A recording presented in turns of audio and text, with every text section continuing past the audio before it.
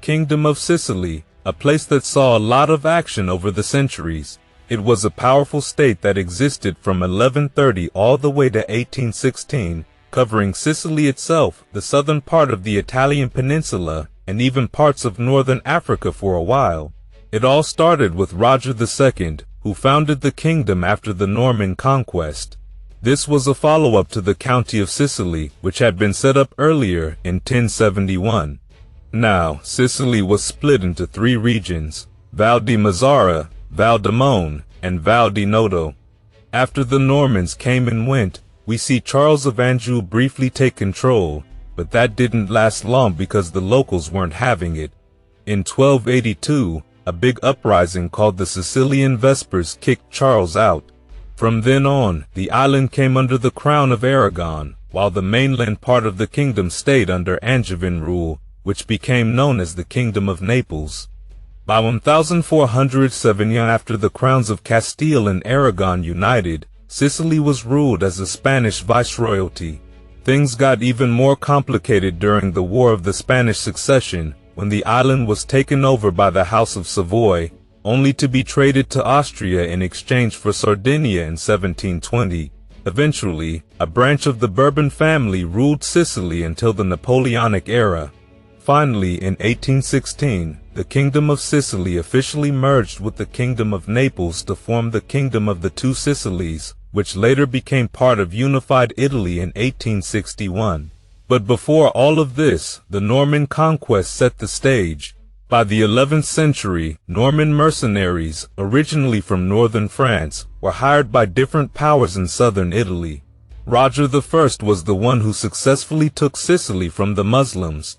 His key victory came in 1091 when the siege of Palermo brought the island fully under Norman control. The Norman Kingdom of Sicily officially came into existence on Christmas Day in 1130 when Roger II was crowned.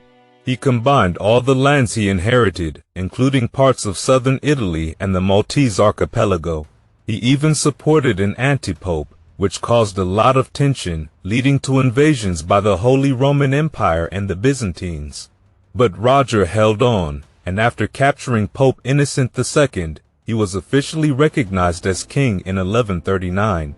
Roger II spent the rest of his reign centralizing power and expanding his influence. He conquered parts of North Africa, which earned him the unofficial title of King of Africa, and his navy made Sicily a maritime power in the Mediterranean. Roger's son, William I, had a rough time though. He was nicknamed William the Bad, mostly because he wasn't popular with the local barons, and he lost most of the African territories his father had gained. But his son, William II, known as William the Good, brought peace and stability to the kingdom for a while, though his death without an heir set the stage for a power struggle. William's aunt, Constance, was next in line for the throne, but her marriage to the Holy Roman Emperor Henry VI made the Sicilian nobles uneasy. They didn't want to be ruled by a German, so when William died in 1189, a guy named Tancred of Lecce swooped in and claimed the throne. Tancred had to deal with a lot. His cousin Roger of Andria rebelled, and Henry VI invaded Sicily on behalf of his wife Constance. Eventually, though, Tancred died in 1194, and Henry VI and Constance took over, marking the beginning of the Hohenstaufen dynasty in Sicily. And the Hohenstaufen period in Sicily was full of intense political maneuvering, and in 1197 it reached a turning point. Frederick, a child at the time, ascended to the throne, eventually becoming the Holy Roman Emperor Frederick II. But since he was just a kid, it created a power vacuum in a kingdom that was used to strong centralized leadership. His uncle, Philip of Swabia, tried to secure Frederick's future by making Marquard von Anweiler, the Margrave of Ancona, the regent. Meanwhile, Pope Innocent III stepped in, recognizing Frederick's claim but also reasserting the papal authority in Sicily, which didn't last long, as papal influence began to slip over the following decade. But the Hohenstaufen rule wasn't stable. A new claimant emerged, Walter III of Brienne, who had married the daughter of the deposed King William III of Sicily. In 1202, Walter's forces defeated an army led by Chancellor Walter of Palearia and Diepold of Vohburg, and Marquard was killed. Frederick ended up in the custody of William of Caperonne, who was allied with the Pisans. Diepold, however, kept fighting on the mainland until Walter's death in 1205. After that, Diepold managed to rescue Frederick from Caperonne's control and placed him under the guardianship of Chancellor Walter of Palearia. That partnership fell apart soon after, with Diepold capturing the royal palace. He was later besieged and captured by Chancellor Walter in 1207. By the end of that decade, the infighting over the regency and the throne had finally come to an end. Now, let's move on to the legal reforms that started under Roger II of Sicily with the Assizes of Ariano in 1140. Frederick I built on that, creating the Assizes of Capua in 1220 and, later, the Constitutions of Melfi in 1231. These reforms were significant. They centralized power, and for the first time, Sicily became a true absolute monarchy, possibly the first in Europe to break away from the feudal system. For example, one law prohibited citizens from carrying weapons or armor unless under royal command, which helped reduce the chance of rebellion. This set the foundation for a more organized state, and the impact of the constitutions was so profound that they remained the basis of Sicilian law with few changes until 1819. Frederick was also a builder and educator. He constructed the famous Castel del Monte and, in 1224, founded the University of Naples, which still exists today under the name University of Naples Federico II. His reign wasn't without conflict, though. He had to fend off a papal invasion during the War of the Keys from 1228 to 1230. After Frederick's death, the kingdom saw further instability, with Conrad IV of Germany ruling and then Frederick's illegitimate son, Manfred, taking control for about 15 years. During this time, the Hohenstaufen family was facing increasing pressure from the Papal States, and in 1266, the papacy declared the Kingdom of Sicily escheated or forfeited due to the disloyalty of the Hohenstaufens. And after the War of the Spanish Succession, the Kingdom of Sicily went through a period of shifting control, starting with Savoy rule from 1713 to 1720. This came about as part of the Treaty of Utrecht, which ended the war and handed Sicily over to the House of Savoy as a reward.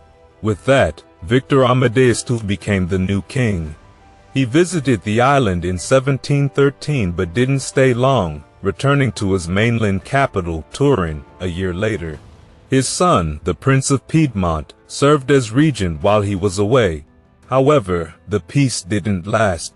Spain wasn't happy with how the war had ended, and by 1718, the War of the Quadruple Alliance broke out. Spanish forces even occupied Sicily that same year. Savoy was unable to defend the island due to how far it was from their main territories, so Austria stepped in, swapping their Kingdom of Sardinia for Sicily. Victor Amadeus protested the deal, as Sicily was far wealthier than Sardinia, but he had no choice but to accept it. By 1720, the Treaty of The Hague confirmed the exchange, making Sicily part of the Austrian Habsburg Empire, which already controlled Naples. Although Victor Amadeus continued to object for a few more years, he eventually gave in and stopped using the title of King of Sicily by 1723. Fast forward to 1734, after the War of the Polish Succession, Spain regained control of Naples. King Philip V of Spain put his younger son Charles in charge, making him King Charles VII of Naples. Shortly after, in 1735, Charles also became King of Sicily as Charles V, after Austria gave up its claim in exchange for the Duchy of Parma and the Grand Duchy of Tuscany. This marked a fresh start for Sicily, with economic growth and significant social and political reforms under Charles' rule.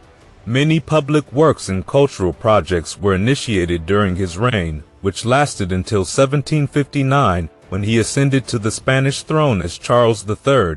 Before leaving for Spain, Charles passed the Sicilian and Neapolitan thrones to his third son, Ferdinand. Ferdinand, who became Ferdinand IV of Naples and Ferdinand III of Sicily, was still a minor when he took the throne. and real power rested with his regency council, led by Bernardo Tanucci. As Ferdinand grew up, he was more interested in enjoying life than in ruling, leaving governance largely to others. By 1777, Queen Maria Carolina and Prime Minister John Acton had taken control of most state affairs. Acton distanced Naples and Sicily from the influence of Spain and Austria, steering them closer to Great Britain, with British Ambassador William Hamilton playing a key role in their relations. This was also the era of the Grand Tour, with Sicily becoming a hotspot for European intellectuals, drawn by the island's rich history and natural beauty. Their travels helped spread Sicily's fame across Europe, tying the island into the broader Enlightenment movement. In 1799, Napoleon's forces captured Naples, and King Ferdinand had to flee to Sicily, taking refuge under the protection of the British Navy, led by Horatio Nelson. Sicily became a key base for the British during their Mediterranean campaigns against Napoleon. With British encouragement, the island began modernizing its government, even adopting a constitution modeled on the British system under the guidance of Lord William Bentinck, who commanded British forces in Sicily. These changes included a two-chamber parliament, marking the end of feudalism on the island. British forces stayed in Sicily from 1806 until 1814, helping to shape its political landscape. However, after Napoleon's defeat, Ferdinand repealed all the British-inspired reforms. He went so far as to erase the Kingdom of Sicily itself, merging it with Naples to form the Kingdom of the Two Sicilies in 1816. This move erased 800 years of Sicilian history, sparking rebellion among the Sicilian people. Despite their resistance, they were crushed by Neapolitan and Austrian forces in 1820. Even so, the tensions between Sicily and Naples continued to simmer, leading to another rebellion in 1848-49. This revolution was also defeated by the Bourbon king, Ferdinand II, whose brutal bombardment of Messina earned him the nickname Rebomba. The people's frustration with the Bourbon monarchy kept growing, fueled by widespread oppression, political executions, and exiles, creating an atmosphere of instability. As for society during this period, the transition of power through various ruling families left its mark. During the Norman rule, the local communities retained many of their privileges, but under the Hohenstaufen dynasty, many northern Italian lords replaced the native nobility, causing conflicts and uprisings in both urban and rural areas. The Angevins, who followed, deepened Sicily's feudalization, strengthening the nobility's power by granting them greater judicial authority. The 17th and 18th centuries were particularly hard on Sicily. The eruption of Mount Etna in 1669 devastated Catania, and a series of earthquakes in 1693 killed about 5% of the kingdom's population. Adding to these natural disasters were several outbreaks of plague. These centuries were also marked by corruption, especially among the upper and middle classes. This in turn led to unrest among the lower classes, with groups of brigands forming to fight against the nobles and destroy their estates. These groups, which called themselves mafia, were the early roots of the modern Sicilian mafia. Over time, the continued revolts against monarchical rule set the stage for Sicily's eventual unification with Italy. Throughout its long history, Sicily had its own parliament, dating back to 1097. This body continued to operate until the constitutional changes of 1812.